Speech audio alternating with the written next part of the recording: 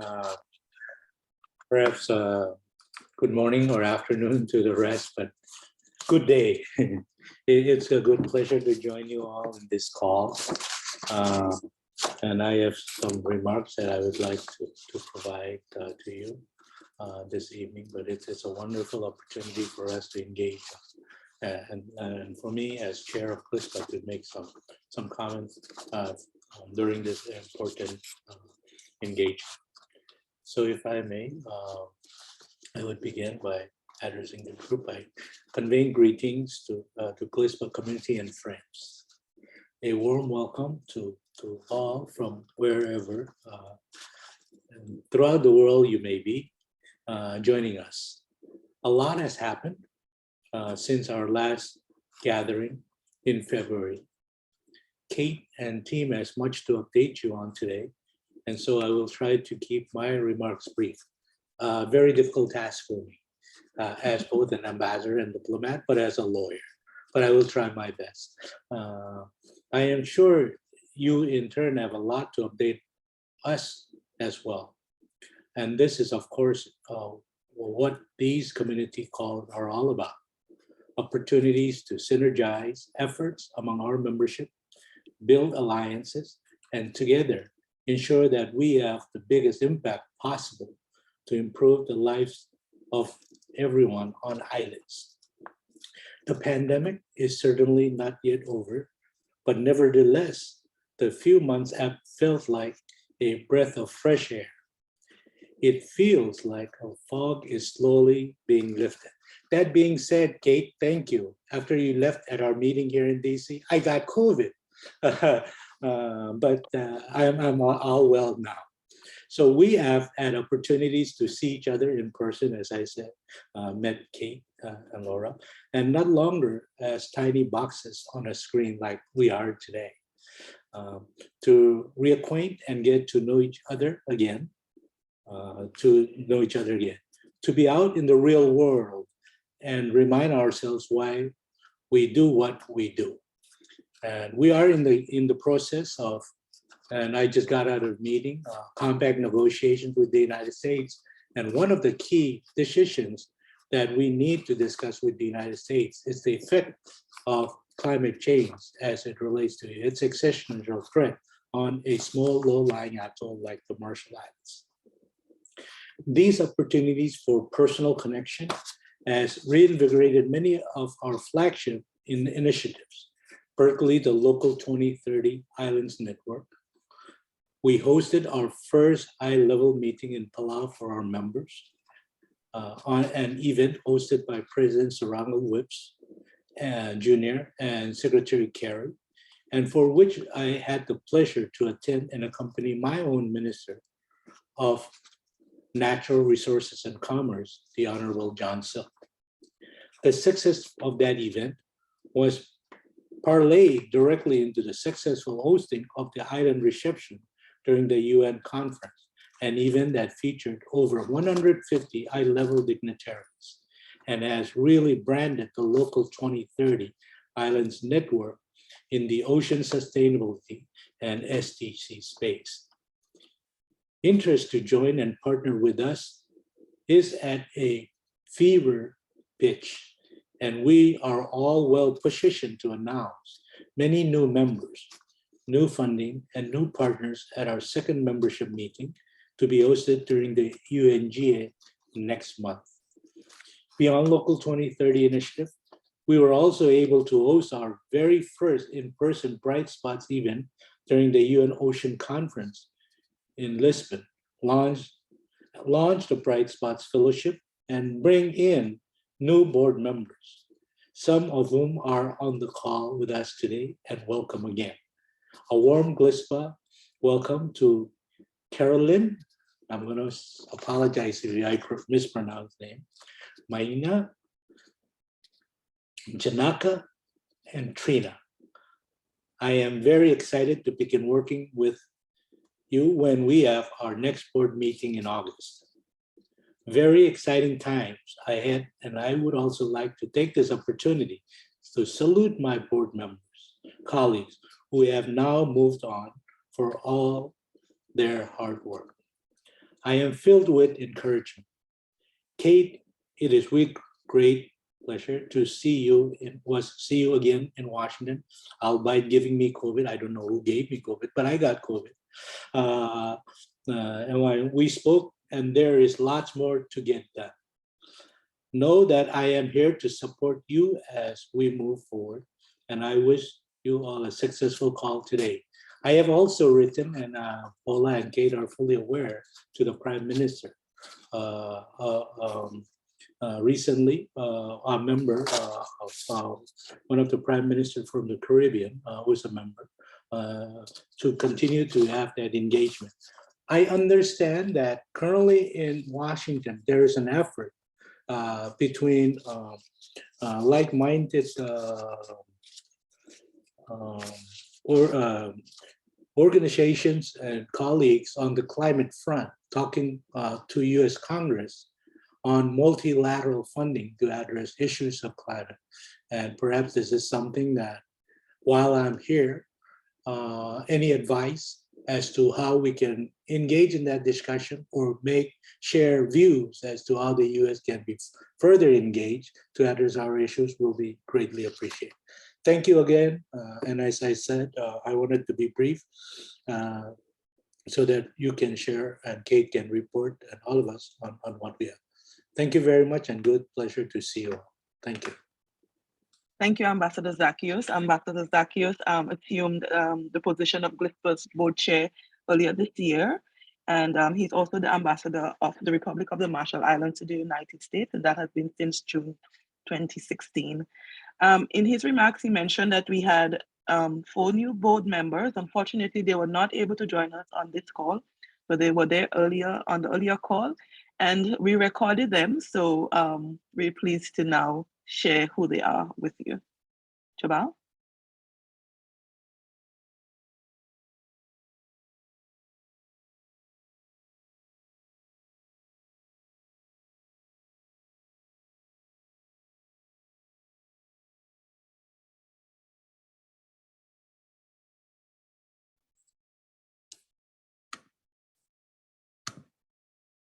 Thank you very much, Paula, and thank you for inviting me today to present a little bit about myself. And as many of you know, IUCN has been a long-time supporter of the GLISPA. And as part of that, we've had a role within the board, which was held by Radhika Noche, who recently has moved up and her responsibilities have changed. And as a result, I was nominated by IUCN to represent the organization. So a little bit of my background: I'm from Sri Lanka, somewhat larger island than some of the ones in Oceania and the Caribbean. And my background is predominantly in marine and coastal issues. I'm actually by training a fisheries biologist and oceanographer.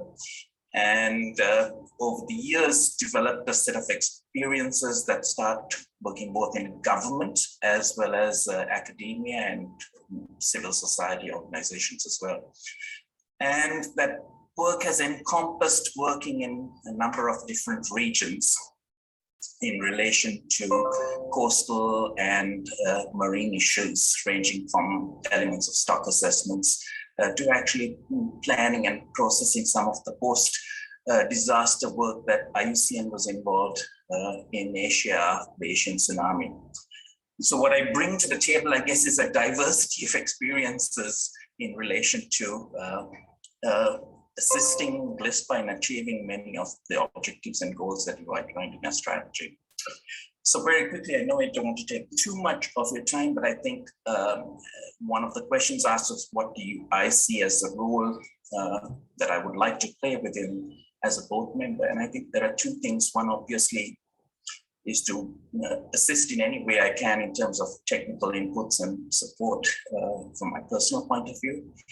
Secondly, IUCN does have a program of work well established in the Oceania region, plus also in the Caribbean and other parts of the globe where we do work on islands. And I think there's an opportunity for us to try and synergize and integrate some of that work more closely with the agenda of GLISPA. So I look forward to over the coming periods to understand how we can actually enhance that and bring in some of our other colleagues because we are a large organization. And related to that, obviously, IUCN as a membership organization has members as well as commission members that I think we can see how we can actually incorporate some of the expertise and knowledge to support the GLISPA agenda would be, I think, something for us to think about in the future. So thank you, and I'm looking forward to meeting you and learning more about the organization. Thanks. Thank you. Thank you. Our next new board member, Mina.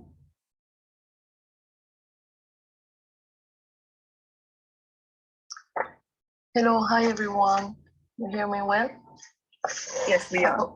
Okay, nice meeting you all tonight. I'm from French Polynesia. I was born and raised in Tahiti, my home island.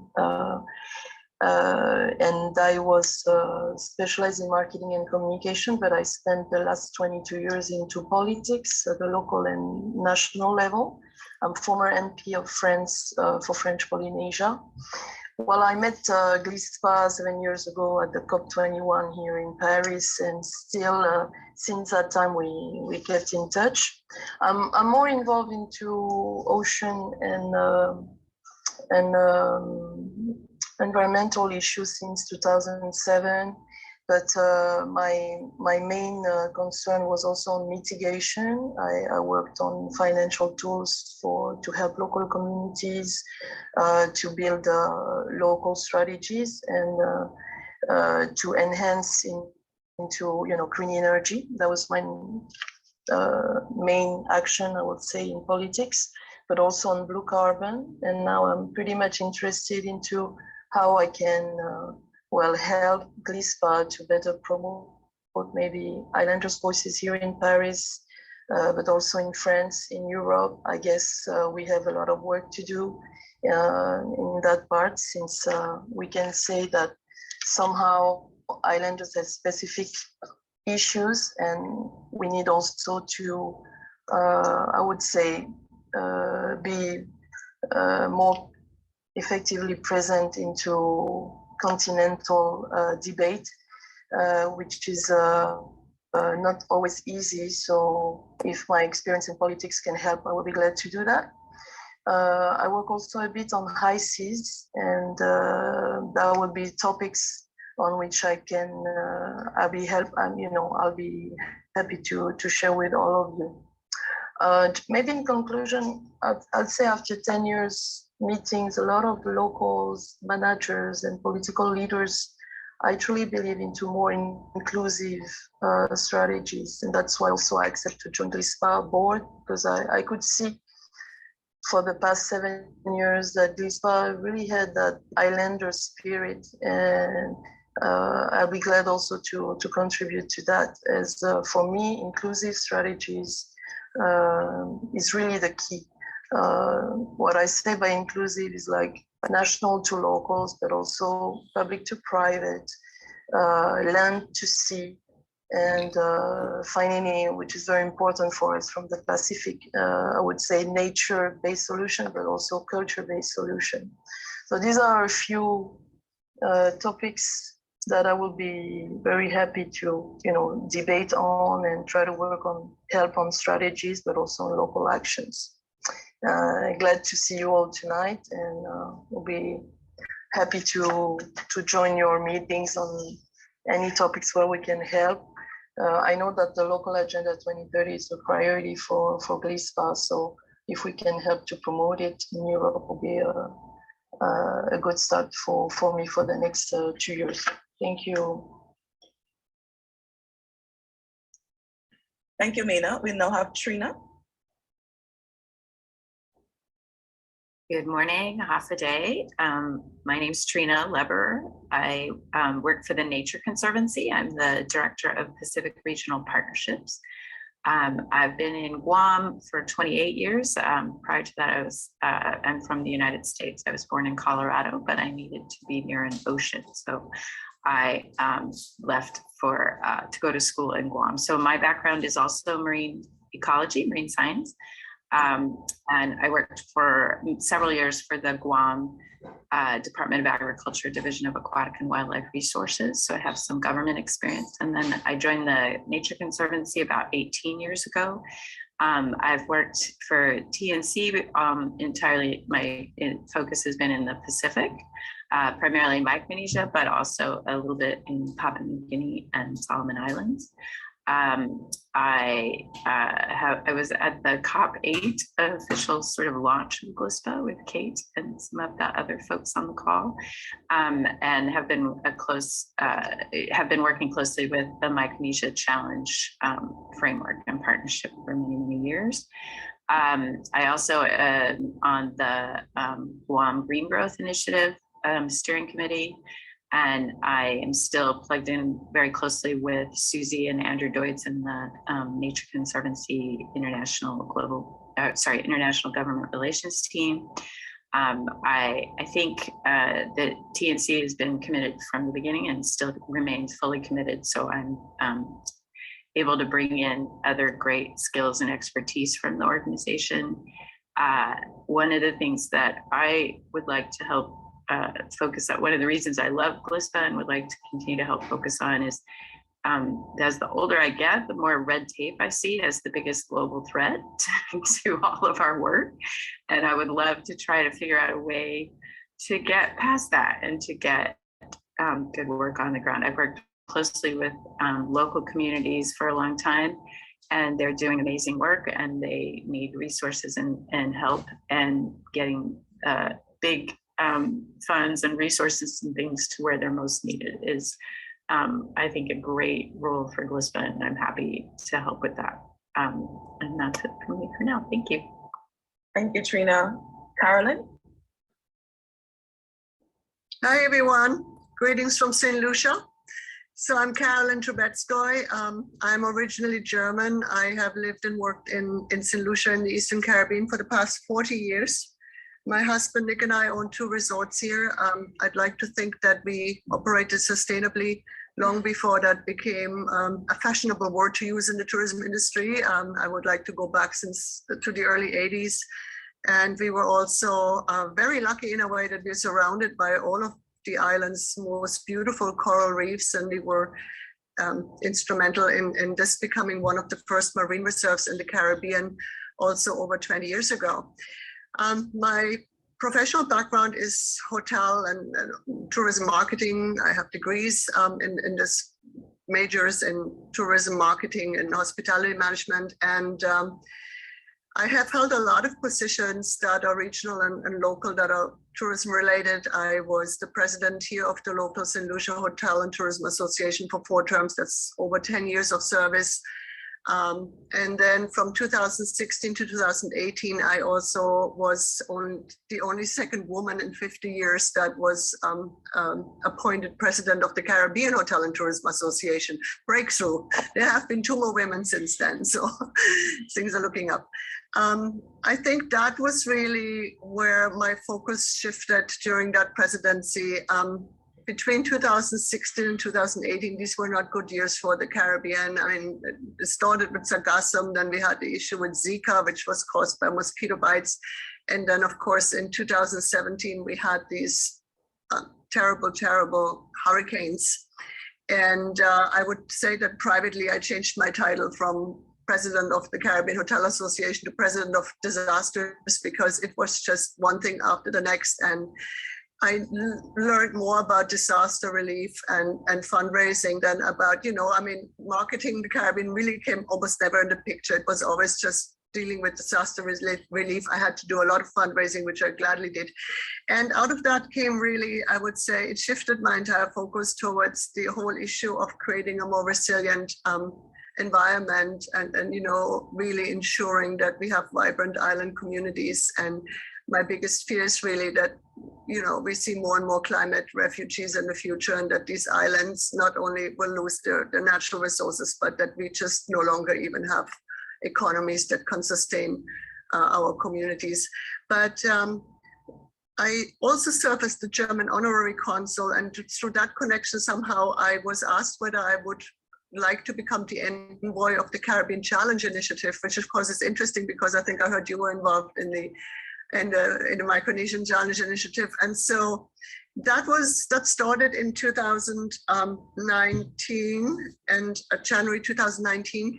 And of course, it was sort of at the ending of CCI because CCI was really formed around the whole 2020 challenge. And so I think right now we're really trying to figure out what is the future for the Caribbean Challenge Initiative as we're all looking towards these 2030 goals. Out of the Caribbean Challenge Initiative, in a strange way, came also the request that I serve as chairman of the St. Lucia National Conservation Fund. This, of course, was the result of the activity of the Caribbean Biodiversity Fund in the Caribbean. Through that organization, I became aware of GLISPA. And through the National Conservation Fund, I'm now on the board also of the Caribbean Biodiversity Fund, and very happy, of course, to have been asked to join GLISPA. We had a great day today. We launched a carbon calculator, which we hope to sell to our, to really promote to our local hotels. And I mean, I think that we're all trying to find more sustainable funding mechanisms. So that was a good day today. And really, what do I want to bring to GLISPA? Well, first of all, I think that obviously, I'd be very happy to offer my assistance in any which way I can, but I think that just by being on these calls, the sharing of information, sharing of best practices, the connecting of all of these dots, I think it would help us perhaps to further the agenda for everyone that is involved in the area of conservation and creation of, you know, sustainable livelihoods in island communities. I think that there is tremendous opportunities out there that perhaps together we can unearth. And really looking forward to working with you all to making that happen. So that would be my little introduction. Thank you. Thank you very much, Paula. And thank you for inviting me today to present a little bit about myself. And as many of you know, I use CSIN.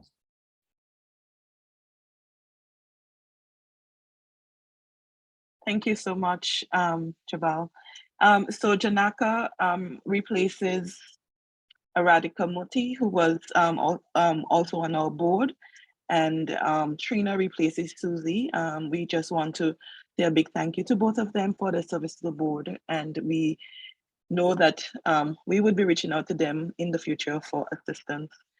I would now like to invite Kate to provide some updates on GLISPA and the Local 2030 Island Network.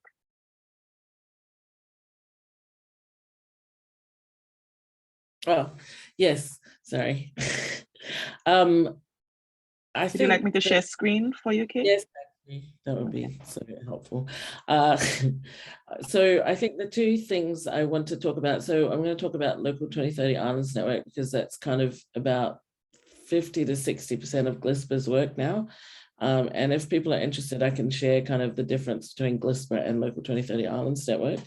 In GLISPA, we're really focused on sharing and identifying the local story and helping our members and others to strategize together and about how we can have a bigger impact internationally in a way that can help people in Ireland. So we're very committed to that in the GLISPA space.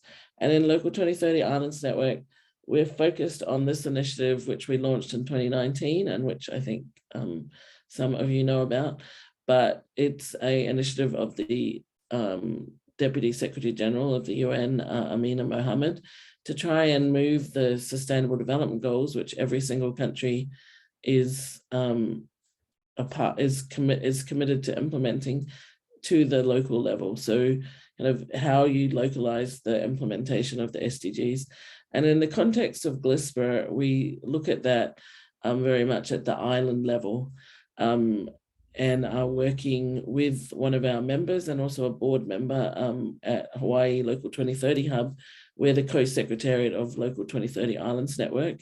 And so part of our salaries now are actually focused on this network. The plan behind that is that we've always struggled to fund the staff of GLISPA.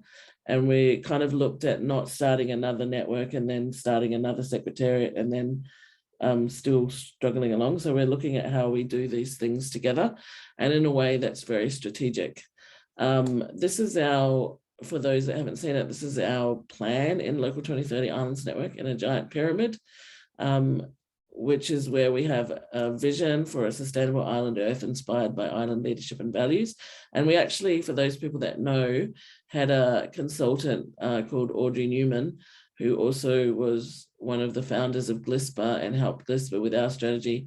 She also founded Hawaii Green Growth, was instrumental in some leadership networks in Micronesia, and also the Pacific Islands Invasives Learning Network, so a whole lot of initiatives. So we asked her to help us think through how this network actually adds value, you know, in a place which is very busy in terms of organizations and networks. And so there was a lot of consultation undertaken. And then our mission is really about catalyzing local partnerships. So the local is really important. That's in-island partnerships and action to achieve the SDGs through connecting island leadership and the solutions that islands have and which islands are sharing. And we heard that a little bit in our new GLISPA board members. Our guiding principles are these four about localized SDG goals, public-private partnerships or similar entities, that's the local partnership, measuring progress, and that generally is done through a dashboard and leading to concrete action. And here is just the things that the network and us and GLISPA are being held accountable to, which is that we will engage more than 35 diverse island members in the network, that will catalyze 4 island partnerships and dashboards. And when I say that's quite an intense process. So this has happened. So GLISPA actually was part of the incubation process for Hawaii Green Growth, which is the sustainability commitment and sustainability partnership of Hawaii. And then we also, together with them, helped incubate Guam Green Growth. And right now we're working with Palau on Palau's version of that, and are looking at how to help FSM and RMI as well, because all of them are members of this network. And then we have 4 communities of practice that we're working on. One is on energy, renewable energy. The second one is on data for climate resilience, which is really focused on dashboards. And I think the dashboard space and the data space is where a lot of our different initiatives come together, whether you're working on ocean goals or invasives or other things. It's when you're starting to set goals and measure them that we start to see where there's opportunity for synergy and also to work together, etc. And then our third community of practice that we just launched out of Palau is the Sustainable and Regenerative Tourism Community of Practice. And then we have a 4th one that's going to start, but we haven't actually settled on what the subject matter might be for that. But it could be food security or something along that track. And those communities of practice, now we've just hired 2 people. One person is a former senior State Department official who is going to help coordinate the communities of practice and make sure that the support that's within those, also in terms of technical assistance, including from the US, can filter its way down to islands and island communities. And so we really encourage people to get engaged in those. And then we also have just hired a communications person who joins us from UNDP. So that will really strengthen, I think, a lot of stuff that's going on in Local 2030 Islands Network. GLISPA has been doing the communications for Local 2030 Islands Network for the last couple of years. And so better capacity and leadership on that space will make a difference to kind of what GLISPA can do as well. And then we want to incubate a think and do tank on the island circular economy. We were very inspired by Guam and Guam's efforts on that, looking at providing global leadership on climate and SDG policy and building a strong network foundation. If we move to the next slide, I think it's the same thing. So let's move to the next slide. I just wanted to report, next slide. We have a bunch of things that we're counting, including resources that were mobilized, etc. But I won't talk so much to those. Next slide, Paul. I wanted to, and I think Ambassador Zackios talked about it in his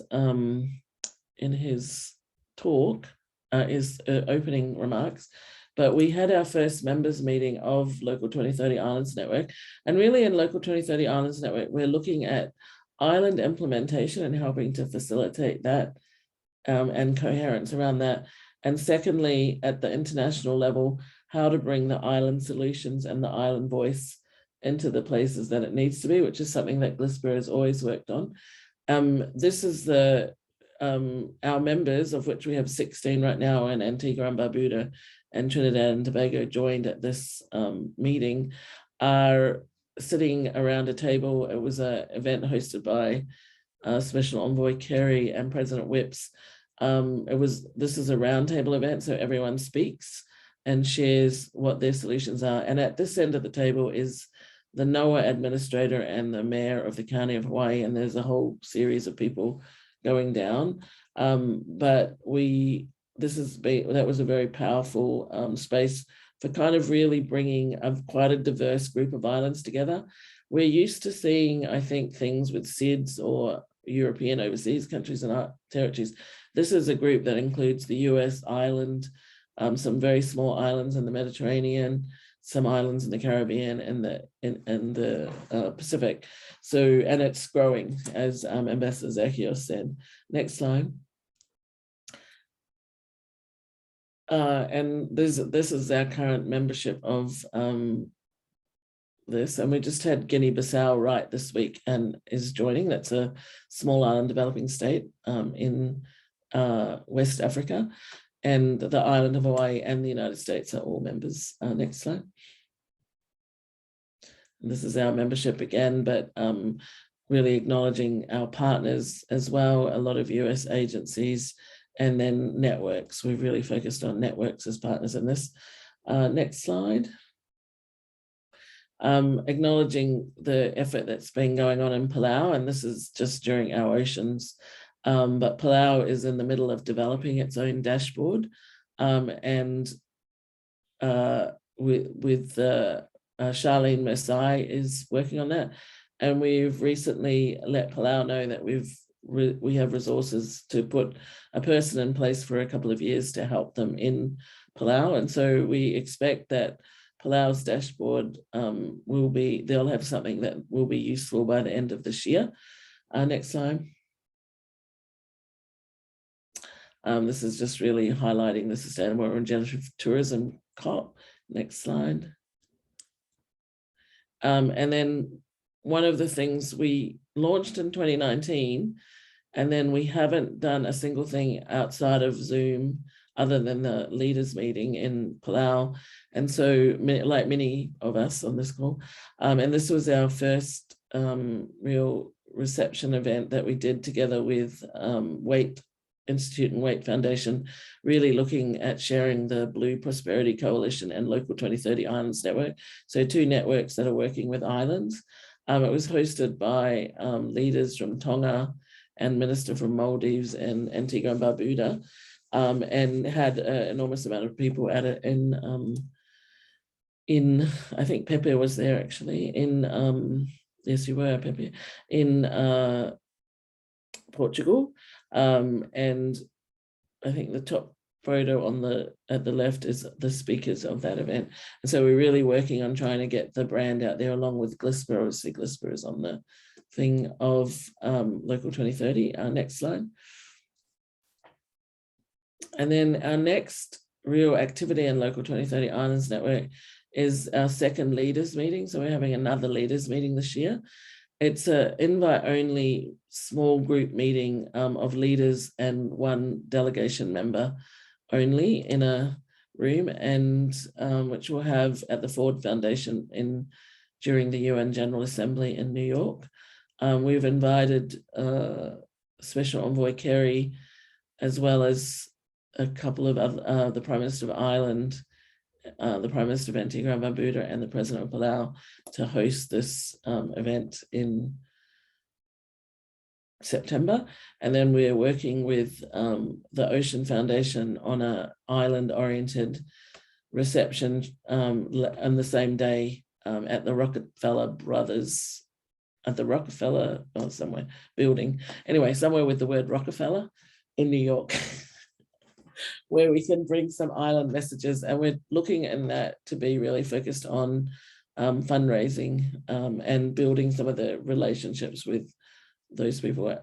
Jason D'Onofrio from the Ocean Foundation is on our steering committee for Local 2030 Islands Network and is the chair of our development committee. So that's why we're working closely with them on that. And we really thank him for his efforts to help us move that. And if people are planning to be in New York, or you would like to be invited, not to this lunchtime event, but to the reception, please let us know. We'll get you on the invite list where possible.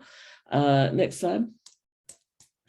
And so I think where we really need help from people is we need to build the membership. So as Ambassador Zackios said, there's a lot of interest, but I think this will be a substantial network, especially at the leaders meeting level, when we get kind of a tipping point of members in there. So we're really asking for GLISPA community help on that.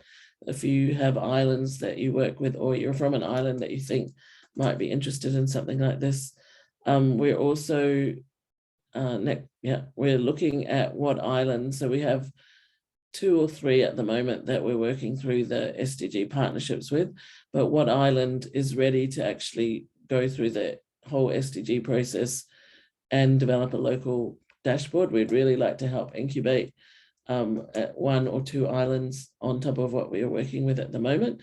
And then finally, we encourage people to join the communities of practice. They're open for anyone that would like to join. You don't need to be a member of the network to join that.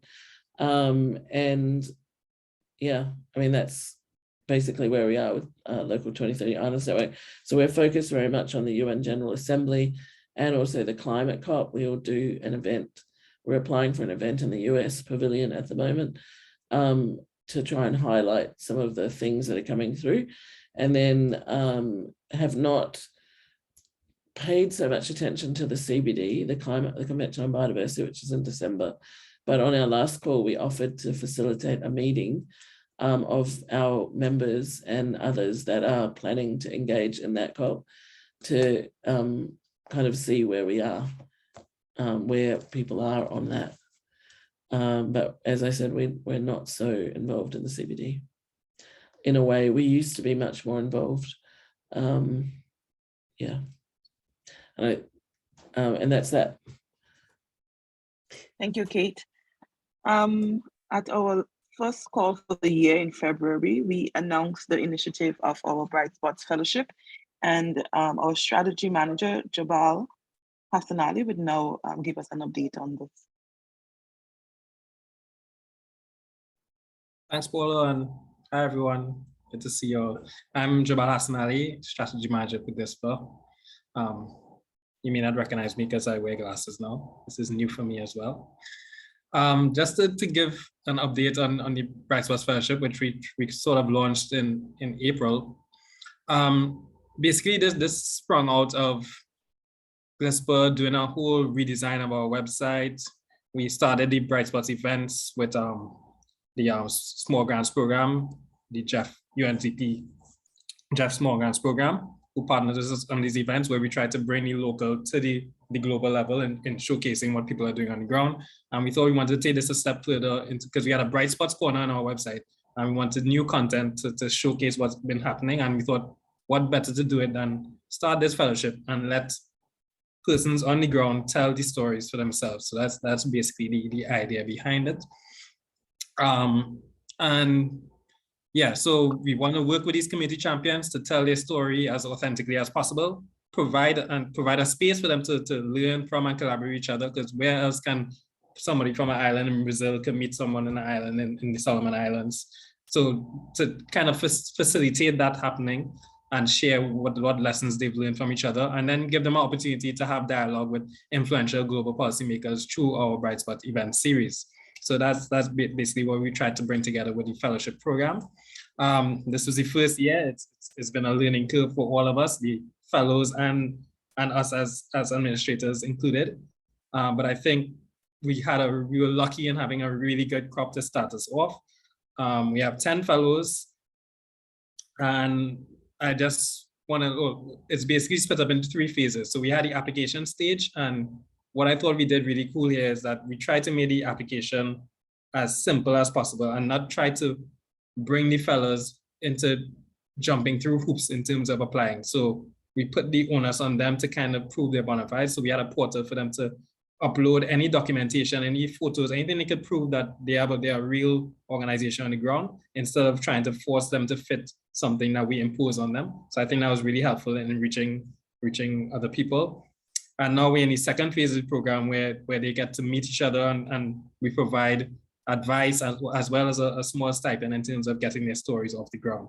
And then in the third phase, when their stories are done and we put them on the website, we sort of do an evaluation of who was the most engaged during the whole fellowship period, which is basically a 4 or 5 month period. And we try to give an opportunity for the best bright spot through a voting process. The fellows are not allowed to vote for themselves, and they get to, we only have the funding for 1 person in this first instance, but in the future, hopefully we can bring more of our fellows to international events live in person and get them to meet influential persons or partake in a live GLISPA event. So that's basically the idea behind it. So without further ado, I want you to meet the fellows. Next slide, please, Paula.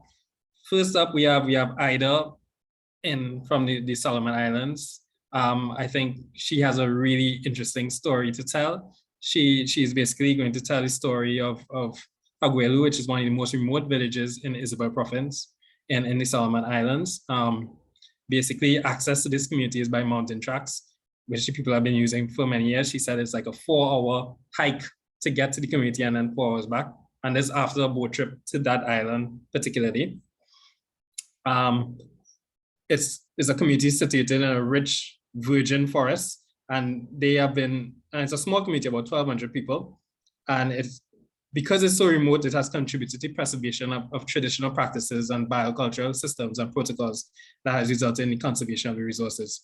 And she's going to showcase what they do. And what's really interesting as well is that it's really led by the women of the community.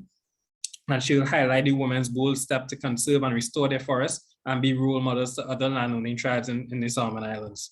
So that's Ida. She's on the field right now, I believe, with them. So she wasn't able to join the call today, but it's progressing really nicely. Next up, we have, next slide, please, Paula.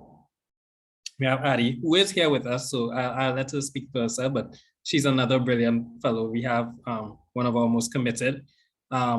She's a student at the Scripps Oceanography Institute, and she's also interns with the Nature Conservancy.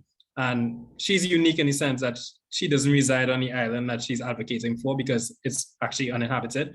So it makes it even more difficult to tell her story because she has to actually speak for those who can't speak for themselves. That's the rich biodiversity on that atoll. And she's doing that through her Esri story map. But I don't want to talk about it. I'll let Addie come in and show you what she's doing because it's really exciting. Addie? Thank you. Can I share my screen? Yes, you can go ahead. Okay. Yeah, thank you so much, Jabal, for the introduction. And I'm really honored to be part of this fellowship. I know that my situation is kind of unusual in that I'm representing an uninhabited remote atoll where there's no local community other than the wildlife, but there's still a lot of ongoing conservation efforts taking place there that I think we can learn from. So for my project, I'm putting together a story map, which is essentially a website that the link can be shared, and it's a collection of resources, including photos, my own illustrations, videos, and information. So for my first section, I have information about Palmyra's modern history when it was first discovered in 1802 officially. It was actually part of the Hawaiian Kingdom in the late 1800s, and then it was declared as U.S. territory in 1898. At the time, it was mostly owned by Judge Henry Cooper, who sold it to a private family, the Fuller Leos, and they leased it to the U.S. military during World War II as a naval air station. After that, The US government proposed using Palmyra as a nuclear waste disposal site, but thankfully this was rejected and Palmyra was sold to the Nature Conservancy, who then sold most of the atoll to US Fish and Wildlife Service. A research consortium was formed between collaborators from different universities. And in 2009, the Pacific Remote Islands Marine National Monument was proclaimed and was expanded in 2014 by President Obama. In 2011, through TNC's partnership with organizations such as Island Conservation, invasive black rats, which were introduced to the atoll during World War II, were eliminated from Palmyra, which allowed for the native trees to grow and seabird populations to recover. Recently, Palmyra was named a Mission Blue Foundation Hope Spot by Dr. Sylvia Earle, who visited in 2018. And the Nature Conservancy, TNC, established a laboratory there, and there are ongoing efforts and long-term monitoring studies. And so I have a link to a digital archive for people to visit. I also have a map showing how it's like a tiny speck in the middle of the Pacific Ocean. It's 1,000 miles south of Hawaii, and then a close-up of the island with the runway, Cooper Island. And then Palmyra is teeming with flora and fauna, thousands of species, many of which coexist in Hawaii and elsewhere in Polynesia. As part of my internship, I got to work on an app, a free educational app that provides information about the native and invasive species of birds, crabs, fish, corals, seaweeds, terrestrial plants on Palmyra Atoll. So I have a link to this app for people to download, as well as an image gallery of the different species above and below water. And then a section about ecosystem resilience. So because Palmyra represents an intact ecosystem where there's connectivity across the terrestrial rainforest, the coral reefs, and the pelagic open ocean, this really provides us with a natural laboratory to explore the effects of global stressors like climate change without effects of local stressors like fishing or pollution. This is my own illustration, by the way. I think my favorite that I've made. And another illustration showing the transition from a healthy calcifier or corals and crustose coral and algae dominated ecosystem with top predators like reef sharks to a degraded ecosystem with corals that are bleached, diseased, or dead. But on Palmyra, although they are affected by the global coral bleaching events such as the one that happened in 2015, we saw signs of recovery and regrowth. So Palmyra really demonstrates resilience. And finally, I have a section about current conservation projects, from rainforest realignment to lagoon restoration for the habitats that were damaged during World War II, and sustainable fisheries. I have some sliders for people to explore what the ecosystem looked like with only invasive coconut palms, and then with native Pisonia grandis trees, which have lots of branches for the seabirds to nest and roost.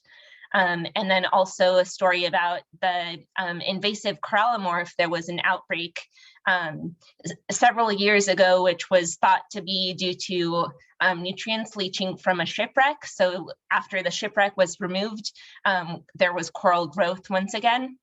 And I have quotes. And finally, this video that's by Seaview 360, that's an interactive video.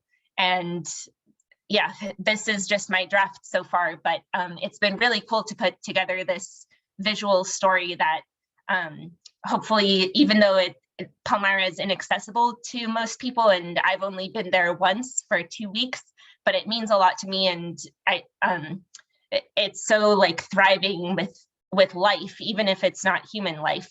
I think there's a lot that we can learn from there, and it's exciting to get to share that with people. So yeah, so this is my story map so far. So thank you. Thank you, Addie. And I can see the comments. It's amazing stuff. Double trouble that you're both an artist. The artwork is incredible. You're scientists. That means our left brain and our right brain at top. So we're really blessed and lucky to have you with us. And I can't wait to showcase this amazing effort on our website and through our channels. And I'm sure the members and friends will do so as well. Next up, in my brief presentation, the next fellow is Jonathan, who's also here with us today. Jonathan hails from Papua New Guinea. Is also, I think he just completed his second site visit in terms of the telling of his story to the second community, in New Ireland province and East New Britain. And he's raising awareness of climate change in the affected communities. And what's also very interesting about his presentation, about his story, is that he's gathering data on climate migration, because these are communities on the front line. They might have to relocate, and he's going to cover some of that in the telling of his story. But I'll let him speak for himself. He's the founder of the West Coast Development Foundation, a local community-based organization that was formed to educate, advocate, lobby, and create awareness on issues directly impacting local communities in Papua New Guinea. So Jonathan, please take the floor. Thank you, Jabal, and yeah, good to be part of this meeting again and share the experiences that we've been going through in the community. Firstly, my project is on climate migration and of the island community, and I'm very thankful to be part of this island initiative, because some of the island communities are severely impacted by climate change, but their voices are not being heard.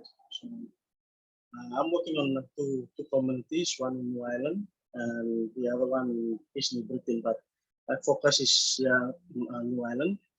I just visited the community on Wednesday and did my video, short video and shorts. So I'll prepare that and do the presentation later on. But some of the issues that we have from the communities is water and sanitation problem, and also we're looking at the population.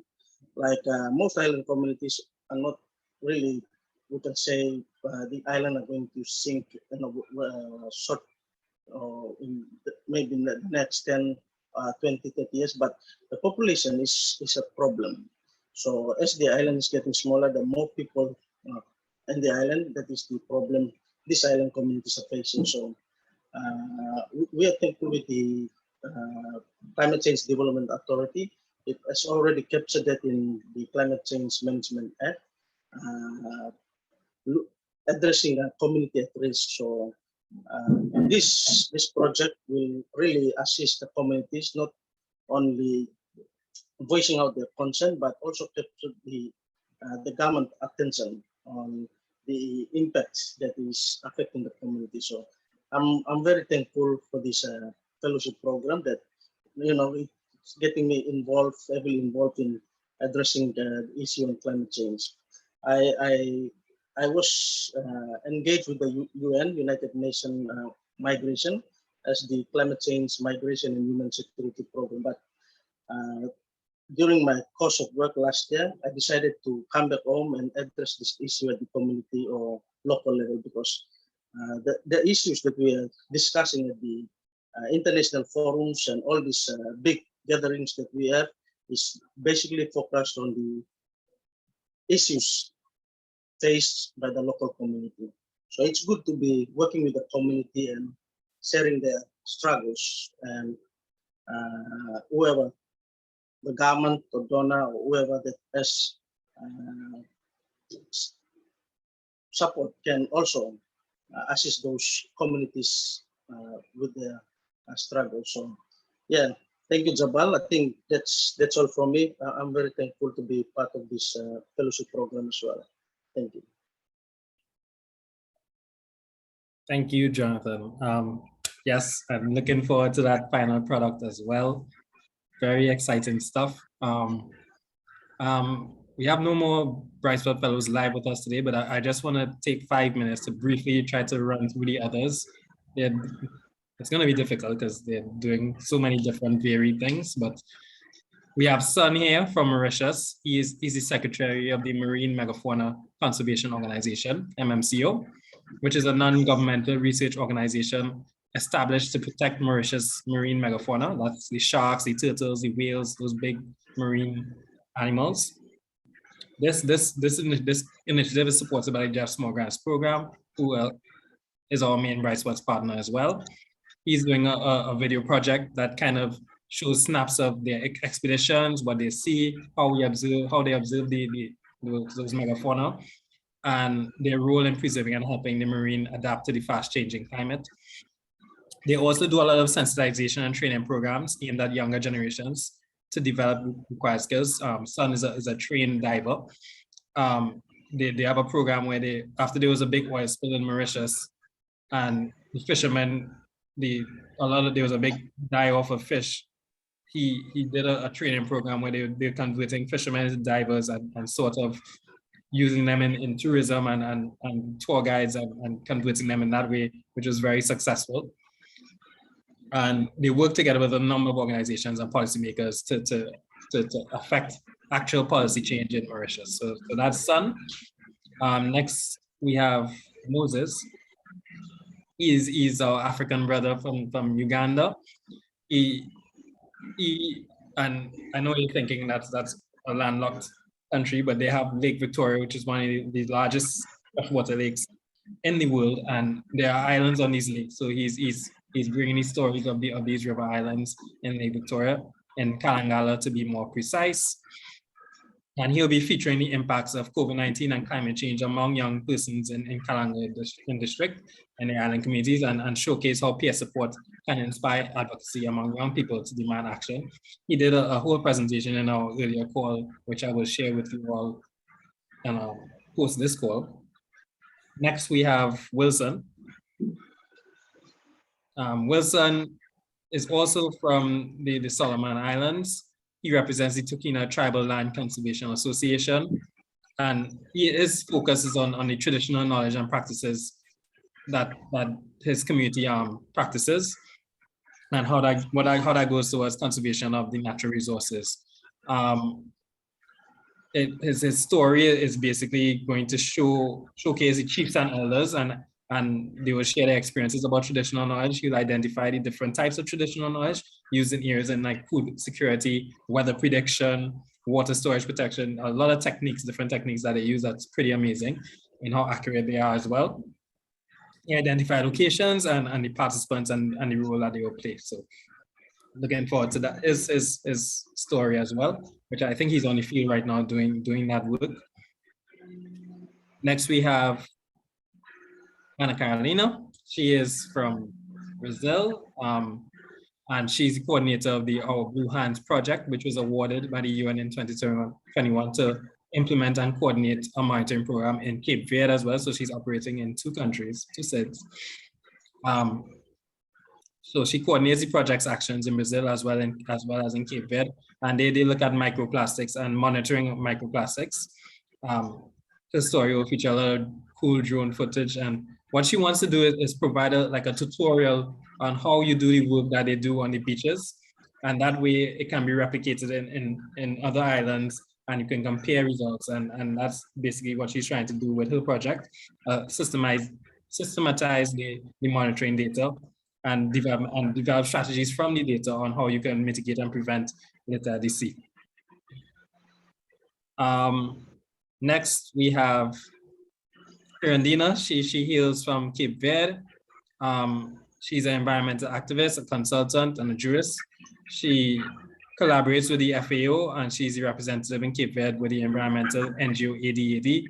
And she works with farmers and fishing communities in artisanal fishing associations at the national level. Next, we have Ursula.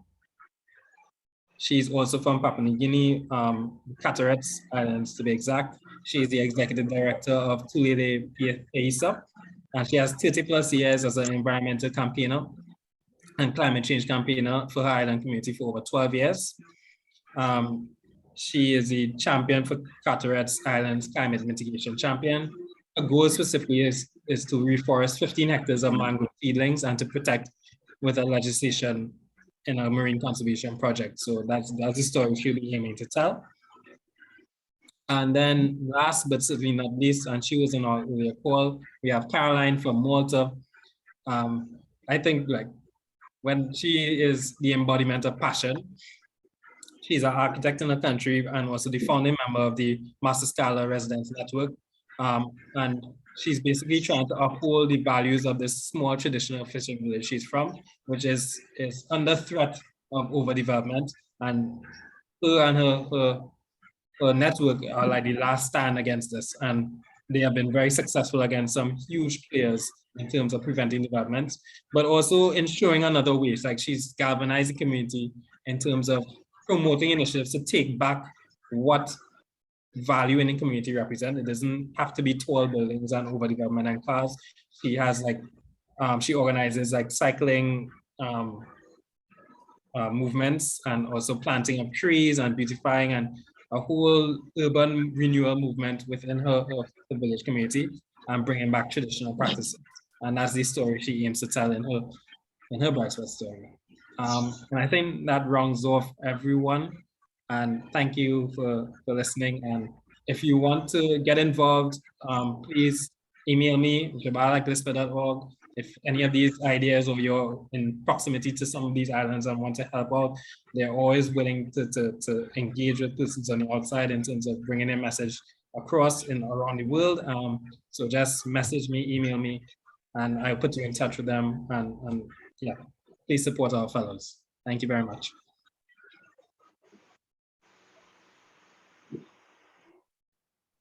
Thank you, Jabal. As you can see, we've really been having some good projects from our GLISPA fellows, and we're very excited to see the final projects. We now have a presentation by Penny Becker from Island Conservation at the Ocean Conference in Palau in April. Island Conservation, along with a number of partners, launched the Island Ocean Connection Challenge, which seeks to restore at least 40 globally significant island ecosystems from reach to reach by 2030. I am pleased to say that GLISPA signed on to the challenge at the UN Ocean Conference in Lisbon, and I now invite Penny to tell us a bit more about this initiative. Sure, thanks, Paula. We were really excited to launch the challenge in Palau, and it's been gaining a lot of great momentum, which we're really excited about. And it all started with really an idea and a concept that we looked at with our partners at Scripps Institution of Oceanography, so AD, with folks that you're familiar with, as well as Rewild.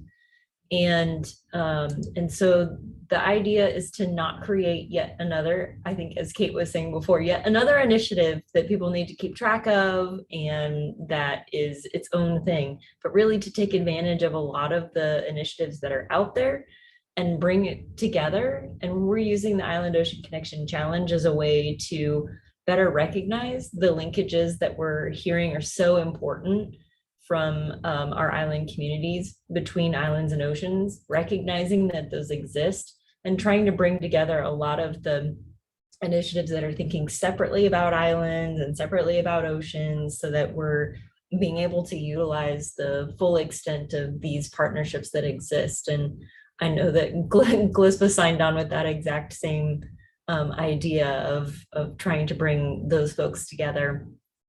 And so we've got some great momentum. We've got about $50 million put together for the 40 island ocean ecosystems that we're looking to restore by 2030. And we think it's going to cost about $160 million when all said and done to make this happen. And so we've got a bunch of new partners that have been joining and other countries. So at the very beginning, Palau and Panama joined us. But then more recently, we've had the Republic of Chile, Dominican Republic, Ecuador, and then a few other private funders and partners who've been joining as well. So some of our funding is starting to come from some of the ocean focus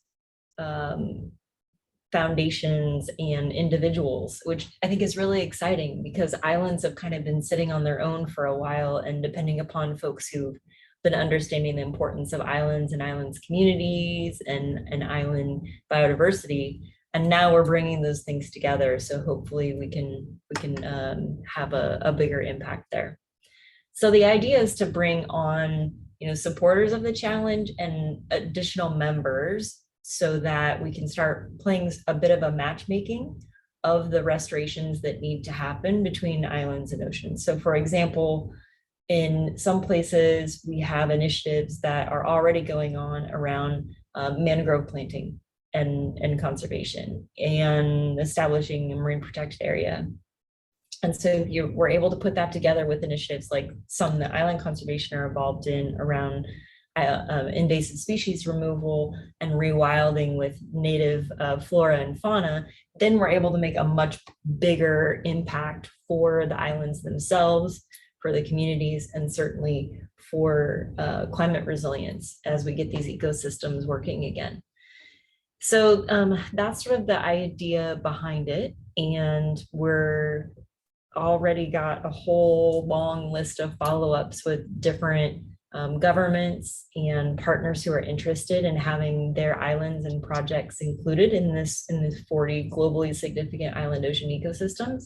So we're looking for other partners who want to come to the table who may have an island or a skill or an idea that we can bring together on the Island Ocean Connection Challenge. So, put that out there for any of you who might be interested in talking to us more about that. I think it's a great opportunity to leverage some of the work that all of us have been involved in other fronts. I heard some of the new board members talking about Micronesia Challenge and the Caribbean Challenge. And so how do we, on the ground, get some of the work done that needs to be done on these islands in order to do restorations around the globe? And so I think Paula's going to send out a little bit of follow-up information for you. So feel free to dig in, and then you can contact either Laura on my team. We'll have her info there, or me, and we can talk a little bit more about how you can get involved too. Thanks for the time, guys. If you have any questions, feel free to hit me up. Thank you, Penny. As you may be aware, Island Conservation is a GLISPA member, and we definitely are encouraging you to join this collaboration and advance this restoration and resilience effort. We'll now have another presentation by CSIN, Climate Strong Island Network, which is also a GLISPA member and a local 2030 Island Network partner. The presentation will be done by Elizabeth, and it's on the national policy framework, which speaks to how US islands in the Caribbean and Pacific can lead on climate resilience through better public policy. Liz? Great, thank you, Paula. And thank you to everyone on this call. It has been so inspiring. It's 9:30 here in Washington, DC, and I'm just leaving feeling energized and so in awe of everything you're doing. So just wanted to take a moment for that. On the Climate Strong Islands Network front, as I mentioned before, here with our work, we are an organization that's only 2.5 years old and is a US-based coalition of island leaders. And our goal is to drive resources to local island communities in support of climate resilience work. So though some of us are based in Washington, DC, others, our membership comprises leaders who are located in islands on the Pacific, the North Atlantic, the Caribbean, Gulf of Mexico, Great Lakes. So our geography is quite diverse, and really our charge after establishing this declaration that was our founding document that really expressed the mission and vision of our work. We have taken a very strong policy advocacy forward stance that we can be a vehicle for islanders to have their voices heard in the halls of Congress, in federal agencies, also to have support at the state, regional, and local levels for the work that they're doing and especially around ensuring that the policies that are suggested at all of those levels of government have an Islanders' voice, it helping to inform those policy decisions and ultimately the legislation that results. So, so Ambassador Zackios, I wrote a note quickly to my colleague Jason Donofrio, who's one of our advisors from the Ocean Foundation External Relations Officer, who I know you know well, and quickly said, let's get a meeting set up for next week, just while our policy team is here and actually very actively socializing this new national policy framework that I'm going to talk a little bit about in the time that we have left.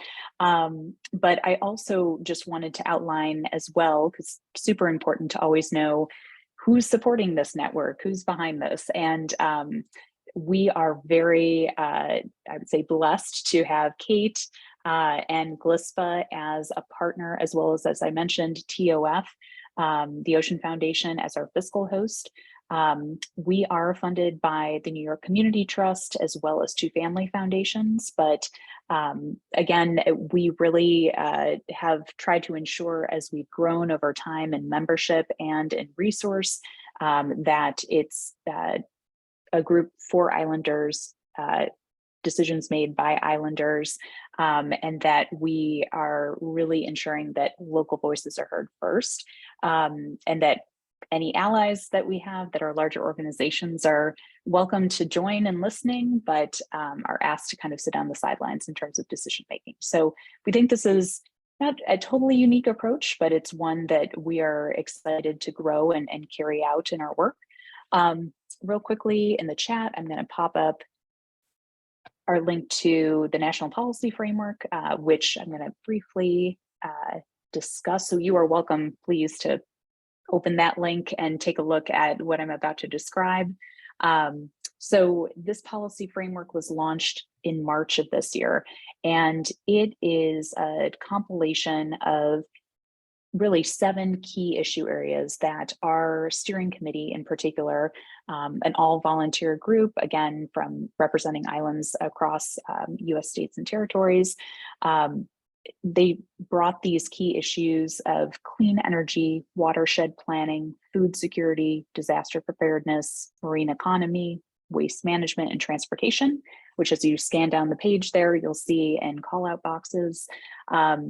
They highlighted these 7 key issue areas and said, listen, we really need to focus on these when we're thinking about what policies and ultimately what legislation we need to address to make sure that it's doing no harm to islands, let alone that we are helping for resources to get to the places they need to be, rather than sometimes in the circuitous path that they take to get to local communities. So with that, I would encourage you to download either the English or Spanish language version of the National Policy Framework. It's a fairly quick read. It's about a little over 20 pages. And I would also ask that if you are interested in joining our efforts in socializing this information right now, whether sharing with your networks, or if you are interested in joining us for some of our briefings that we have upcoming. Already we've briefed the House Natural Resources Committee.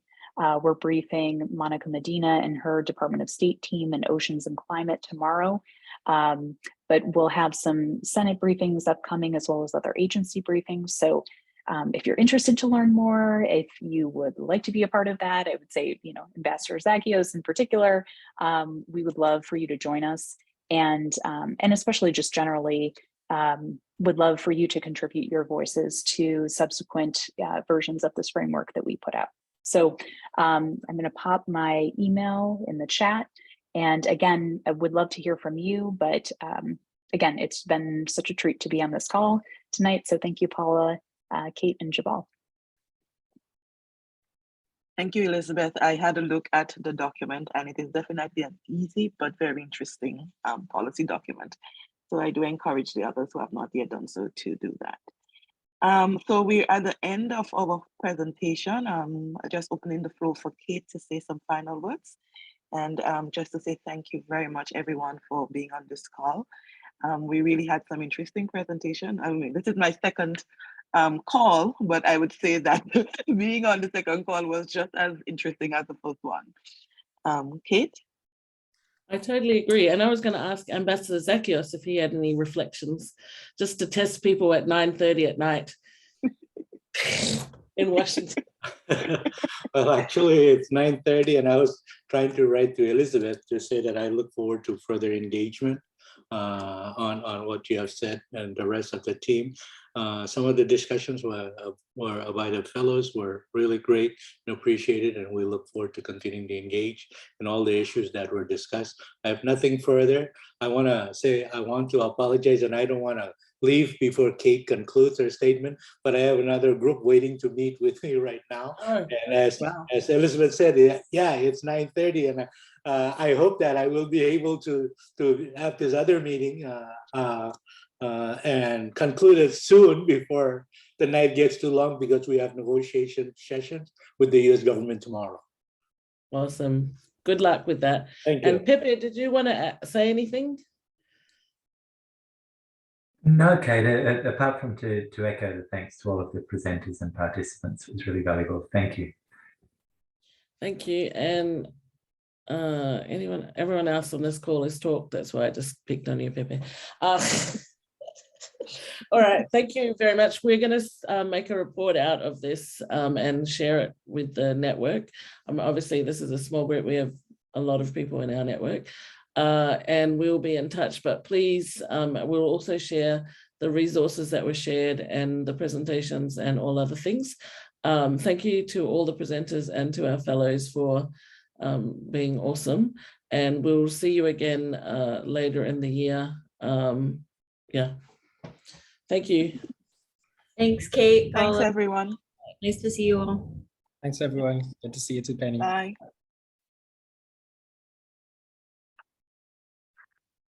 Bye, Jonathan. Bye, Jonathan. Bye, Paula. Bye.